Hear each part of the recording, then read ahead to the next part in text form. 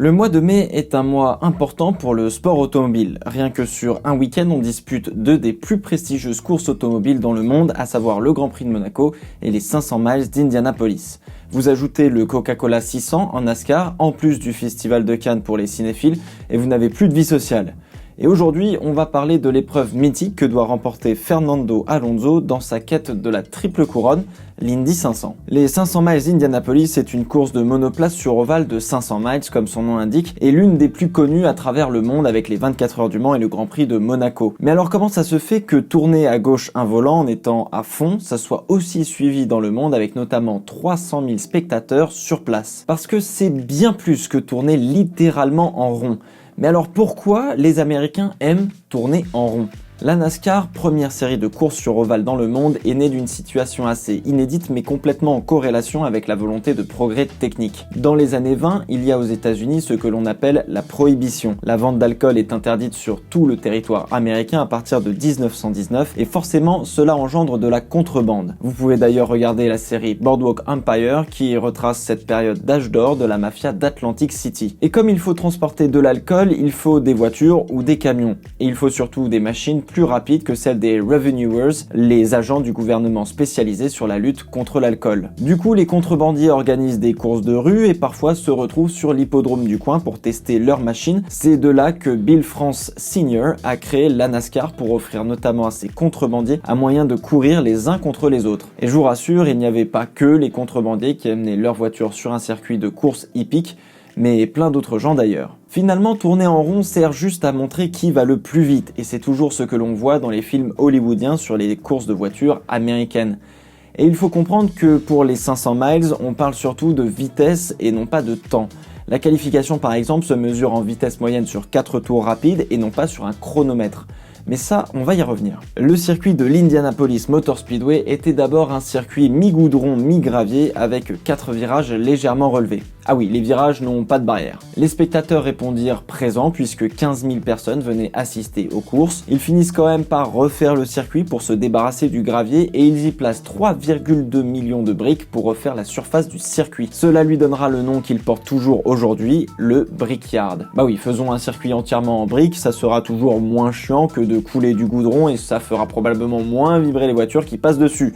LOL. C'est d'ailleurs lors de l'Indy 500 de 1911 que l'on vit pour la première fois un rétroviseur sur une voiture de course. L'idée était presque révolutionnaire mais difficile à regarder en roulant à vive allure sur des briques. Le circuit s'est fait recouvert petit à petit par de l'asphalte jusqu'à ne laisser apparaître que quelques briques que l'on appelle le Brick of Yard, le maître de briques, qui symbolise aujourd'hui la ligne de départ-arrivée du circuit. Il y a une tradition entourant ce fameux maître de briques puisque chaque vainqueur du Brickyard 400, la course de NASCAR à Indianapolis, et le vainqueur de l'Indy 500 viennent s'agenouiller et embrasser ces fameuses briques et rendre hommage au circuit.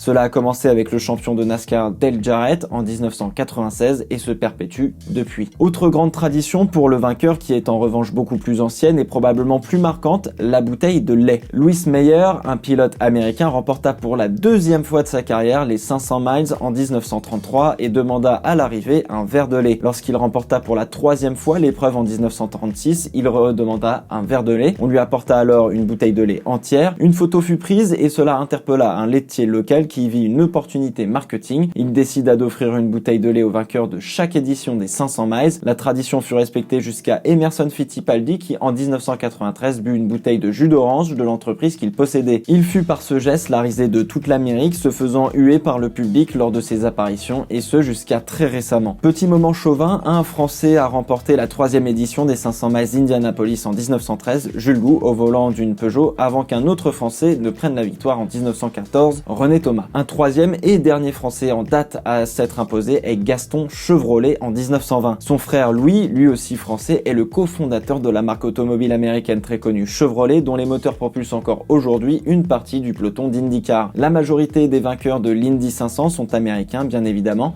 mais quelques pilotes de Formule 1 notamment sont venus s'essayer à cette course sur ovale outre-Atlantique. Bruce McLaren, Jim Clark, Graham Hill, Jacques Villeneuve, Nigel Mansell ou plus récemment Fernando Alonso sont passés par le Brickyard pour repousser leurs limites dans cette discipline. Certains avec la victoire, d'autres avec un peu moins de chance. Comme je vous le disais, le mois de mai est un mois important en sport automobile.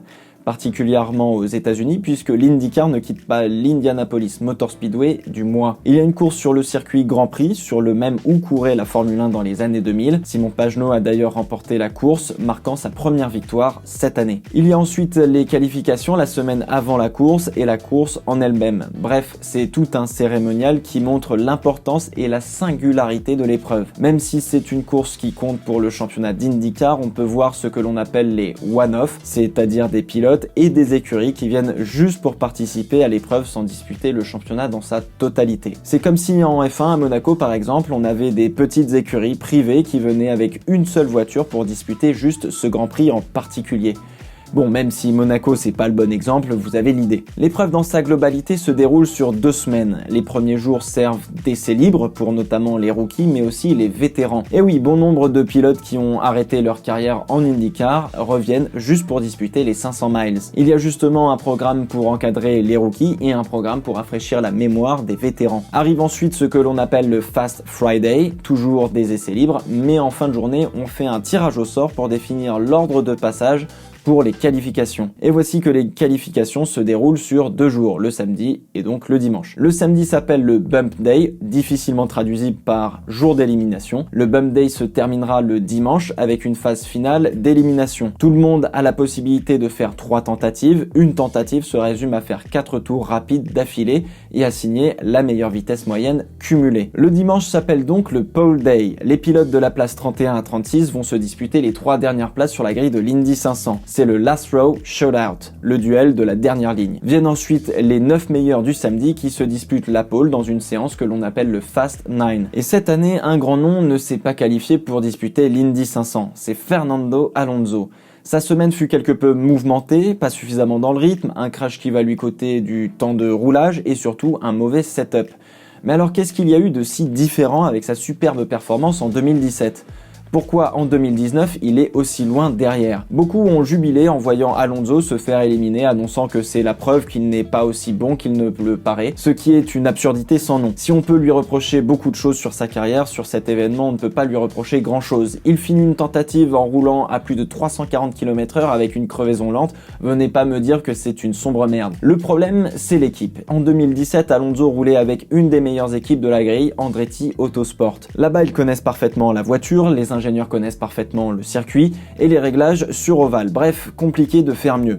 Cette année, Alonso a roulé avec une voiture de chez McLaren. McLaren était en partenariat avec l'équipe Carlin qui a plusieurs voitures en formule de promotion et surtout a débuté l'IndyCar l'année dernière. Carlin a aligné 4 voitures pour cette Indy 500 dont 3 ne se sont pas qualifiées. Donc Carlin n'a pas l'expérience de Penske ou d'Andretti et cela reste presque logique qu'ils soient en fond de classement. Voir 3 de leurs voitures éliminées m'a assez surpris mais montre à quel point l'Indy 500 est une épreuve particulière. À l'Indy 500 on qualifie une voiture et non pas un pilote. Donc Alonso peut, s'il trouve un accord, prendre la voiture d'un des qualifiés pour l'Indy 500. Une possibilité qui a été écartée par Gilles Deferrand, le team principal, qui veut tout comme Alonso gagner sa place légitimement. Je referme le chapitre sur Alonso et la difficulté de se qualifier pour cette épreuve mythique pour mettre en lumière que Simon Pagenaud est en pôle de l'Indy 500.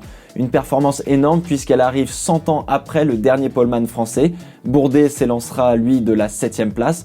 Autant vous dire que 2 Français dans le Fast 9, on a de quoi être hyper fiers et de les encourager comme jamais. La semaine après la qualification, on refait quelques séances d'essais libres en vue de la course. Le réglage de la voiture pour la qualification et pour la course étant extrêmement différent. S'ajoutent à cette semaine les tests et qualifs en Indy Light, la F2 de l'IndyCar. Jour de course, le dimanche pour l'IndyCar, les voitures sont rangées 3 par ligne et s'élancent pour 4 tours de chauffe avant de se voir agiter le green flag et de partir pour 200 tours. Et oui, de nos jours, les voitures filent à plus de 370 km/h et sont particulièrement délicates à maîtriser lorsqu'elles sont à la limite. Et là, il n'y a pas de run-off area, c'est le crash dans le mur et ça peut faire très mal. Forcément, s'il pleut, on arrête la course car rouler sur un ovale mouillé est pour le coup hyper dangereux. Les voitures s'arrêtent pour les pneus et l'essence et on peut avoir pas mal de stratégies dans ce cas. Il faut aussi prendre en compte que la voiture et la piste évoluent pas mal entre le début et la fin de l'épreuve. Il faut donc faire attention à bien régler sa voiture. Une dernière chose pour les plus techniques, il y a ce que l'on appelle le weight jacker. Traduit littéralement en voleur de poids, une monoplace d'IndyCar est réglée de manière asymétrique pour de l'ovale. Et au fur et à mesure d'un relais, la voiture devient plus légère car moins d'essence et la piste évolue en termes de grip. La voiture peut alors perdre du poids sur la roue avant gauche, donnant un mauvais équilibre de la voiture et rendant le pilotage plus délicat. Les voitures sont donc équipées d'un piston hydraulique sur la suspension arrière droite que les pilotes peuvent régler à leur guise. Cela revient à mettre un bout de papier sous le pied d'une table car elle est bancale. Plus vous mettez de papier sous ce pied de table, plus le pied opposé aura de poids. Donc plus vous augmentez votre weight jacker,